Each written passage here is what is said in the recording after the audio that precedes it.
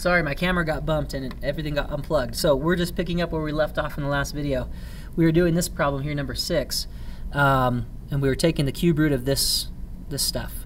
The cube root of 64, we found it as 4, and the cube root of x to the third is just x. So what I have here is the a piece that I'm going to use is actually 4x. So we have to have the number part now and the variable part. Okay, for b, we're going to take the cube root of 125, which is actually 5, and so those are the two pieces that I need to use in my template. Okay, now if you, basically what we could do is we could take this thing and rewrite it like this. You don't have to, but the reason why sometimes it's nice to write it like that is you can actually see, oh yeah, this is a sum of cubes. It's this 4x cubed plus 5 cubed. And you can kind of see that it's a sum of cubes. And remember that when we have a sum of cubes, we know how that factors. I'm just practicing writing this, and maybe you should too. It factors to a linear binomial and a quadratic trinomial that follow this pattern. Okay, so if this is 4x to the third and 5 to the third, then the rest of this should be 4x plus 5. And then what we want to do is we want to take a and square it. But be careful here, because what we really want to do is this, which is not the same thing as this. Okay, the difference here is that we want to square the 4 and the x, which is going to make this a 16x squared, because 4 times 4 is 16. Okay, and then we're going to have a minus 4x times 5. So that's going to be a negative 20x. Okay, and then the last piece is going to be b squared, so 5 squared in this case, and that's 25. So I'm just using this template, and I'm just saying, well, this is what I have. So following that template, I'm just replacing all the a's with 4x, I'm replacing all the b's with 5, and this is how it factors. Okay, it's a little small, but that's a 16x squared minus 20x plus 25. Okay. All right, now we have a difference of cubes here. Now this is interesting because 1 is actually something cubed. So it's 1 times 1 times 1. So if I take the cube root here, I'm going to get 9x. So my a piece is 9x. My b piece is actually just 1, and that's okay. The cube root of 1 is 1. So don't let those ones throw you off. Alright, so remember, a difference of squares looks like this. Or excuse me, a difference of cubes, sorry. I'm talking about powers 3, not power 4. So it looks like a minus b, right? Remember the same sign, so this sign matches this sign. The second sign is the opposite of that one.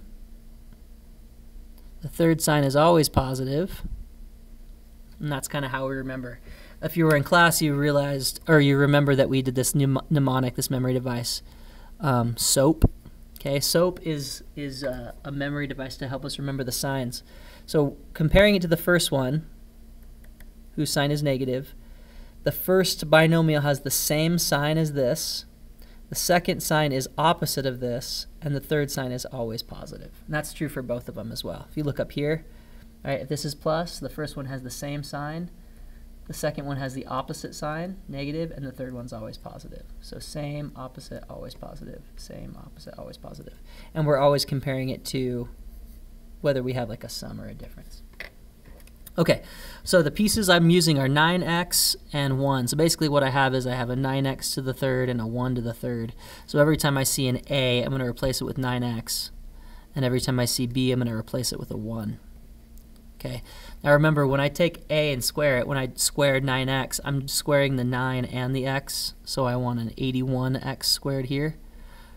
Okay, the next piece is going to be 9x times 1, which is just 9x. And then the last piece is a 1 squared. So not too bad. Okay, take the cube root here. I'm going to get a 9u, so that's my a piece. Take the cube root here, that's going to be a 10v. Okay, now this one has 2 variables, and that's okay. We're just going to follow the same exact template as we've always followed. Just realize we have a little bit more variables. Okay, so it's a difference of cubes. I'm going to write this again. I know that probably tedious to write it, but it's actually a good thing. So you should write this as many times as you need to so that you remember for the test that's coming up. Okay, so this is my template that I'm looking at. Okay, I have a 9u to the third power, basically, and a 10v to the third power. So what I do is I replace all the a's with 9u and all the b's with 10v. So this is 9u minus 10v. Okay, then 9u squared, but remember it's 9u in parentheses and then squared. So that's a 81u squared. Okay, then I'm going to multiply these two together. I'm going to have a plus AB, so that in this case that'll be a 90uv. And then I'm going to square the b, which in this case will be, again, 10v in parentheses and then squared. That's going to give me a positive 100v. Okay, so not too bad. You just got to know those templates, and if you don't have them, you have them on your notes from class. If you don't have one of those note sheets, you can print one out. It looks like this. It's kind of the notes that we talked about today in class. Did some example problems as well. Okay, so yeah, there's two main formulas that you need to have, and once you have those formulas, it's pretty straightforward.